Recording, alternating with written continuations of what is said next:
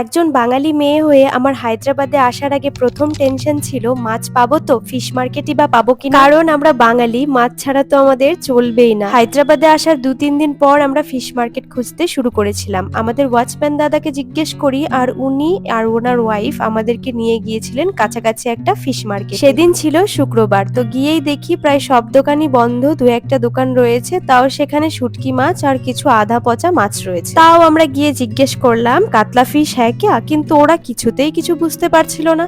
তারপর গুগল থেকে ফটো দেখায়, দেন জানতে পারি ওরা কাতলা মাছকে বলে বোচ্চা। তো আমরা একটা কাতলা মাছ নিয়েছিলাম আর ওদের কাছ থেকে জানতে পেরেছিলাম যে প্রতি সানডে এখানে প্রপার ফিশ মার্কেট বসে আর সেখানে কিন্তু লাইভ ফিশও পাওয়া যায়। তারপর থেকে তো প্রতি সানডে চলে আমাদের মৎস্য অভিযান। তো আজকেও চলে গিয়েছিলাম ফিশ মার্কেটে আর প্রায় 2 বছর পরে কিনলাম কাতলা মাছ, কারণ কাতলা মাছটা খুব একটা ফ্রেশ পাওয়া যায় না, আজ ফ্রেশ ছিল বলে নিয়ে নিলাম। আর এদের কাটিং স্টাইল আমার একদমই ভালো লাগে না। দেখো মাছটাকে কিভাবে কেটেছে, মাথাটা তো পুরো একদম শেষ করেই দিয়েছে। আর এরা না পেটির মাছও বের করে না, একদম গোটাগুটি ভাবে কাটে। তো আমি বলে বলে এইভাবে কাটাই, তাও মাথাটা একেবারে কেটে শেষ করে দেয়, লেজটাও কেটে ফেলে দেয়। কিছু কিছু পিস সরু করে দেয়, আবার কিছু কিছু পিস মোটা করে দেয়। কি যে বলবো, কিছু করারও নেই, মাছ কাটতেও পারি না।